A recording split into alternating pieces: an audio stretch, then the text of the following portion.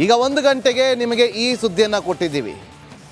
ಪ್ರತಿ ಗಂಟೆಗೂ ಕೂಡ ನಿಮಗೆ ಯತ್ನಾಳ್ ಅವರು ಕೊಟ್ಟಿರುವಂಥ ಸ್ಫೋಟಕ ಅಂಶಗಳನ್ನು ನಿಮ್ಮ ಮುಂದೆ ಇಡ್ತಾ ಹೋಗ್ತೀವಿ. ಅಷ್ಟೇ ಅಲ್ಲ, ಇವತ್ತು ಸಂಜೆ 7 ಗಂಟೆಗೆ ಅದರ ಪೂರ್ತಿ ಸಂದರ್ಶನ, ಯತ್ನಾಳ್ ಅವರ ಪೂರ್ತಿ ಸಂದರ್ಶನ, ರಿಪಬ್ಲಿಕ್ ಕನ್ನಡದ ಜೊತೆಯಲ್ಲಿ ಮಾತಾಡಿರುವಂತಹ ದೊಡ್ಡ ದೊಡ್ಡ ವಿಚಾರಗಳನ್ನು ಹಂಚಿಕೊಂಡಿರುವಂತಹ, ಸ್ಫೋಟಕ ಮಾಹಿತಿಗಳನ್ನು ಹಂಚಿಕೊಂಡಿರುವಂತಹ ವಿಚಾರವನ್ನು ಕಂಪ್ಲೀಟ್ ಸಂದರ್ಶನ ಇವತ್ತು ಸಂಜೆ 7 ಗಂಟೆಗೆ ಪ್ರಸಾರ ಆಗುತ್ತೆ.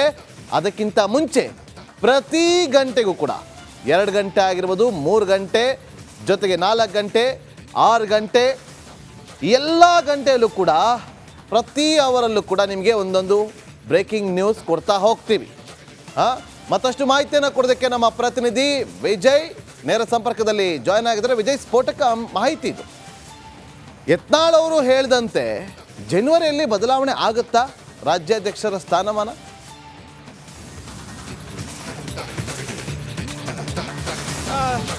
ನಾಗೇಂದ್ರ ಬಾಬು, ಬಸನಗೌಡ ಯತ್ನಾಳ್ಗೆ ಶೋಕಾಸ್ ನೋಟಿಸ್ ಕೊಟ್ಟ ನಂತರ, ಶಿಸ್ತು ಸಮಿತಿಯ ಅಧ್ಯಕ್ಷರನ್ನ ಭೇಟಿ ಮಾಡಿದ ನಂತರ, ಹೈಕಮಾಂಡ್ ನಾಯಕರನ್ನ ಭೇಟಿ ಮಾಡಿದ ನಂತರ ಮೊದಲ ಬಾರಿಗೆ ರಿಪಬ್ಲಿಕ್ ಕನ್ನಡದಲ್ಲಿ ಸಂಪೂರ್ಣವಾಗಿ ಮನಬಿಚ್ಚಿ ಮಾತಾಡಿದ್ರು. ಒಂದಷ್ಟು ಸ್ಫೋಟಕ ವಿಚಾರಗಳನ್ನ, ಮುಂದೆ ಆಗಬಹುದಾದಂಥ ಒಂದಷ್ಟು ರಾಜಕೀಯ ಬೆಳವಣಿಗೆ ಬಗ್ಗೆ ಕೂಡ ಮಾಹಿತಿಯನ್ನು ಹಂಚಿಕೊಂಡ್ರು. ಇದೇ ಮೊದಲ ಬಾರಿಗೆ ದೆಹಲಿಗೆ ಹೋಗಿ ಬಂದ ನಂತರ, ಶೋಕಾಸ್ಗೆ ನೋಟಿಸ್ಗೆ ಉತ್ತರ ಕೊಟ್ಟ ನಂತರ ಮೊದಲ ಬಾರಿಗೆ ಸಂದರ್ಶನ ಕೊಟ್ಟಿರೋದು. ಅದರಲ್ಲಿ ಬಹಳ ಪ್ರಮುಖ ಒಂದನ್ನು ಹೇಳಿದ್ರು, ಜನವರಿವರೆಗೂ ನಾನು ಯಾವುದೇ ಕಾರಣಕ್ಕೂ ಮಾತಾಡೋದಿಲ್ಲ, ಜನವರಿಯಲ್ಲಿ ಒಂದಷ್ಟು ಬದಲಾವಣೆ ಆಗುತ್ತೆ ಅಂತ ಹೇಳಿದ್ರು.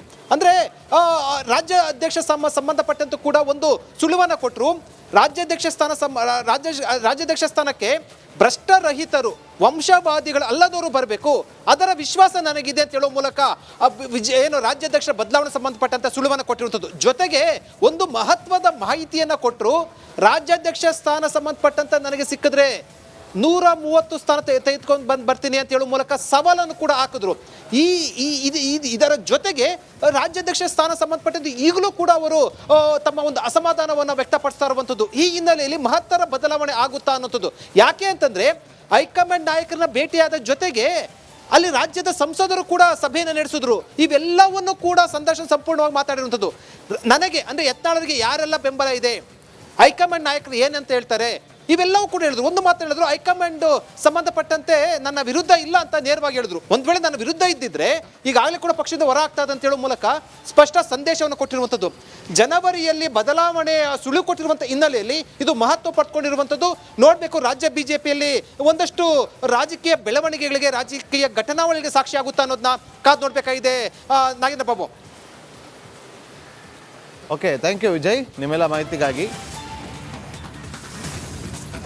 ರಾಜ್ಯ ಬಿಜೆಪಿಯಲ್ಲಿ ಕಳೆದ 1 ತಿಂಗಳಿನಿಂದ ಬಣ ಬಡಿದಾಟ ಶುರುವಾಗ್ತಾ ಇತ್ತು.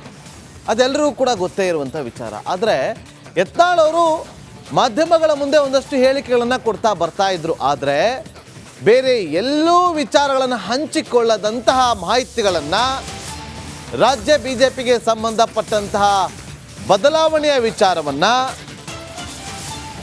ಬಸನಗೌಡ ಪಾಟೀಲ್ ಯತ್ನಾಳ್ ಅವರು ರಿಪಬ್ಲಿಕ್ ಕನ್ನಡದ ಜೊತೆ ಹಂಚಿಕೊಂಡಿದ್ದಾರೆ. ಅದರ ಸ್ಫೋಟಕ ಸಂದರ್ಶನ, ಈ ಹೊತ್ತಿನ ಅತಿ ದೊಡ್ಡ ರಾಜಕೀಯ ಸಂದರ್ಶನ, ಬಿಜೆಪಿ ಅಧ್ಯಕ್ಷ ಬದಲಾವಣೆಯ ಸೂಪರ್ ಎಕ್ಸ್ಕ್ಲೂಸಿವ್ ಮಾಹಿತಿ, ಕಂಪ್ಲೀಟ್ ಸಂದರ್ಶನ ಇವತ್ತು ಸಂಜೆ 7 ಗಂಟೆಗೆ ಪ್ರಸಾರ ಆಗುತ್ತೆ. ತಪ್ಪದೆ ನೋಡಿ.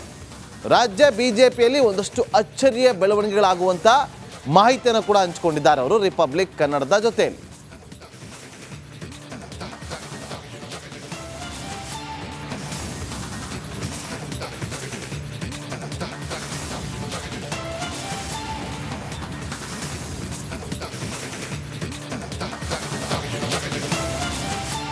ಗೃಹ ಸಚಿವರಾಗಿರುವಂಥ ಡಾಕ್ಟರ್ ಜಿ ಪರಮೇಶ್ವರ್ ಅವರ ಮನೆಗೆ ಮುತ್ತಿಗೆ ಹಾಕೋದಕ್ಕೆ ಯತ್ನ ನಡೆದಿರುವಂಥ ಘಟನೆ ಆಗಿದೆ. ಅದಕ್ಕೊಂದಷ್ಟು ಕಾರಣಗಳು ಕೂಡ ಇದೆ. ಹೇಮಾವತಿ ಎಕ್ಸ್ಪ್ರೆಸ್ ಕೆನಾಲ್ ವಿರೋಧಿಸಿ ಹೋರಾಟ ನಡೀತಾ ಇದೆ. ಈ ಸಂದರ್ಭದಲ್ಲಿ ಗೃಹ ಸಚಿವರಾಗಿರುವ ಡಾಕ್ಟರ್ ಜಿ ಪರಮೇಶ್ವರ್ ಅವರ ಮನೆಗೆ ಮುತ್ತಿಗೆಗೆ ಯತ್ನ ನಡೆದಿದೆ. 2ನೇ ದಿನದ ಪಾದಯಾತ್ರೆಯಲ್ಲಿ ಸಾವಿರಾರು ಮಂದಿ ಭಾಗಿಯಾಗಿದ್ದಾರೆ. ತುಮಕೂರಿನ ಹೆಗ್ಗೇರಿಯಲ್ಲಿ ಸಚಿವರ ಮನೆ ಮುತ್ತಿಗೆಗೆ ಯತ್ನ ಆಗಿರುವಂಥದ್ದು. ಪರಮೇಶ್ವರ್ ಅವರ ಮನೆಗೆ ನುಗ್ಗೋದಕ್ಕೆ ಹೋರಾಟಗಾರರು ಯತ್ನ ಪಟ್ಟಿದ್ದಾರೆ. ಅವರ ವಿರುದ್ಧ ಘೋಷಣೆ ಕೂಡ ಕೂಗಿದ್ದಾರೆ.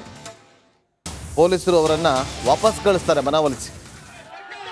ಆ ಸಂದರ್ಭದಲ್ಲಿ ಪೊಲೀಸರು ಹಾಗೂ ಪ್ರತಿಭಟನಾಕಾರರ ನಡುವೆ ವಾಗ್ವಾದ ಕೂಡ ನಡೆಯುತ್ತೆ. ನೋಡಿ, ಇದು ಮನೆಗೆ ಮುತ್ತಿಗೆ ಹಾಕೋದಕ್ಕೆ ಮುಂದಾದಂಥ ಸಂದರ್ಭದಲ್ಲಿ ಕಂಡು ಬಂದಂಥ ದೃಶ್ಯ. ಹೇಮಾವತಿ ಎಕ್ಸ್ಪ್ರೆಸ್ ಕೆನಾಲ್ ವಿರೋಧಿಸಿ ಈ ಹೋರಾಟ ನಡೀತಾ ಇರೋದು.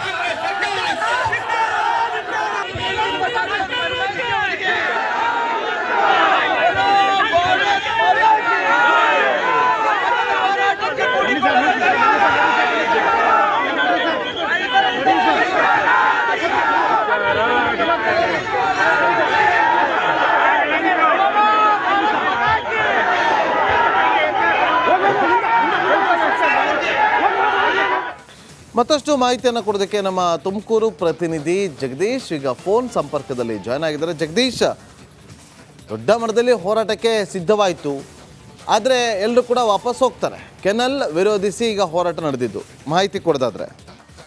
ನಾಗೇಂದ್ರ ಬಾಬು, ತುಮಕೂರು ಜಿಲ್ಲೆಯ ಜೀವನಾಡಿ ಅಂತ ಹೇಳ್ತಕ್ಕಂಥ ಹೇಮಾವತಿ ನಾಲೆ ಇದೆ. ಹೇಮಾವತಿ ನಾಲೆ ನೀರನ್ನ ಕುಣಿಗಲ್ ಮಾರ್ಗವಾಗಿ ಮಾಗಡಿಗೆ ತೆಗೆದುಕೊಂಡು ಹೋದಕ್ಕೆ ಈಗ ಹೇಮಾವತಿ ಎಕ್ಸ್ಪ್ರೆಸ್ ಲಿಂಕ್ ಕೆನಾಲ್ ಯೋಜನೆಯನ್ನು ಕೂಡ ಈಗ ರಾಜ್ಯ ಸರ್ಕಾರ ಈಗ ಹಮ್ಮಿಕೊಂಡಿರುವಂಥದ್ದು. ಈಗ ಕಾಮಗಾರಿ ಕೂಡ ನಡೀತಾ ಇರ್ತಕ್ಕಂಥದ್ದು. ಇದನ್ನ ಕಾಮಗಾರಿಯನ್ನ ವಿರೋಧಿಸಿ ಅಂದ್ರೆ ಯಾವುದೇ ಕಾರಣಕ್ಕೂ ನಾವು ನೀರನ್ನ ಕೊಡೋದಿಲ್ಲ ಅಂತ ಹೇಳಿ ಈಗ ತುಮಕೂರು ಜಿಲ್ಲೆಯ ಜನರು ಈಗ ಹೋರಾಟಕ್ಕೆ ಕೂಡ ಹೇಳ್ತಿರ್ತಕ್ಕಂಥದ್ದು. ಅದರಲ್ಲೂ ಕೂಡ NDA ಪಕ್ಷಕ್ಕೆ ಕೈ ಜೋಡಿಸಿ 2 ದಿನಗಳ ಕಾಲ ಪಾದಯಾತ್ರೆಯನ್ನು ಕೂಡ ಹಮ್ಮಿಕೊಂಡಿರುವಂಥದ್ದು. ಇವತ್ತು 2ನೇ ದಿನಕ್ಕೆ ಪಾದಯಾತ್ರೆ ಕೂಡ ಆರಂಭವಾಗಿರುವಂಥದ್ದು. ಈ ಒಂದು ವೇಳೆಯಲ್ಲಿ ತುಮಕೂರಿನ ಒಂದು ಹೆಗ್ಗೆರೆ ಬಳಿ ಇರ್ತಕ್ಕಂಥ ಗೃಹ ಸಚಿವರು ಒಂದು ಮನೆಗೆ ಒಂದು ಮುತ್ತಿಗೆ ಹಾಕುವಂತ ಕೆಲಸ ಕೂಡ ಆಗಿರ್ತಕ್ಕಂಥದ್ದು. ಅಂದ್ರೆ ಮುತ್ತಿಗೆ ಹಾಕುವಂತ ಯತ್ನ ಕೂಡ ಆಗಿರ್ತಕ್ಕಂಥದ್ದು. ಏನೋ ಗುಬ್ಬಿಯ ಒಂದು ಮಲ್ಸಂದ್ರದಿಂದ ಇವತ್ತು ಪಾದಯಾತ್ರೆ ಕೂಡ 2ನೇ ದಿನ ಒಂದು ಕಂಟಿನ್ಯೂ ಕೂಡ ಆಗಿರ್ತಕ್ಕಂಥದ್ದು. ತುಮಕೂರಿನ ಜಿಲ್ಲಾಧಿಕಾರಿ ಕಚೇರಿಯವರು ಕೂಡ ಪಾದಯಾತ್ರೆ ಸಾವಿರಾರು ಸಂಖ್ಯೆಯಲ್ಲಿ ಜನರು ಕೂಡ ಈಗ ಪಾದಯಾತ್ರೆ ಜೊತೆ ಕೂಡ ಬರ್ತಾ ಇರ್ತಕ್ಕಂಥದ್ದು. ಈ ಒಂದು ವೇಳೆಯಲ್ಲಿ ಪರಮೇಶ್ವರ್ ಅವರ ಮನೆ ಮುಂಭಾಗವೇ ಕೂಡ ಈ ಒಂದು ಪಾದಯಾತ್ರೆ ಕೂಡ ಸಾಗುತ್ತೆ. ಈ ಒಂದು ವೇಳೆಯಲ್ಲಿ ಪಾದಯಾತ್ರಿಗಳೆಂದ್ರೆ ಅವರೆಲ್ಲರೂ ಕೂಡ ಮುತ್ತಿಗೆ ಅಂದ್ರೆ ಪರಮೇಶ್ವರ್ ಅವರ ಮನೆಗೆ ಮುತ್ತಿಗೆ ಹಾಕುವಂತ ಯತ್ನಕ್ಕೆ ಕೂಡ ಮುಂದಾಗ್ತಾರೆ. ಈ ಒಂದು ವೇಳೆ ಪೊಲೀಸರು ಅವ್ರನ್ನ ತಡೆದು ಒಂದು ಕೆಲಸ ಕೂಡ ಮಾಡಿರ್ತಕ್ಕಂಥ. ಸದ್ಯ ಈಗ ಪಾದಯಾತ್ರಿಗಳನ್ನ ಮುತ್ತಿಗೆ ಹಾಕುವಂತ ವೇಳೆ ಅವ್ರನ್ನ ತಡೆದು ಈಗ ವಾಪಸ್ ಕೂಡ ಕಳಿಸುವಂತ ಕೆಲಸ ಕೂಡ ಆಗಿರ್ತಕ್ಕಂಥ. ಈ ಒಂದು ವೇಳೆ ಪಾದಯಾತ್ರಿಗಳು ಮತ್ತೆ ಪೊಲೀಸರ ನಡುವೆ ವಾಗ್ವಾದ ಕೂಡ ನಡೆದಿದೆ ಅಂತ ಕೂಡ ಹೇಳ್ಬೋದು. ಸದ್ಯ ಈಗ ತುಮಕೂರು ಜಿಲ್ಲಾಧಿಕಾರಿಗಳ ಒಂದು ಕಚೇರಿವರೆಗೂ ಕೂಡ ಈಗ ಪಾದಯಾತ್ರೆ ಕೂಡ ನಡೀತಾ ಇರ್ತಕ್ಕಂಥದ್ದು. Nagendra Babu. Okay, thank you Jagadish ನಿಮ್ಮೆಲ್ಲ ಮಾಹಿತಿಗಾಗಿ.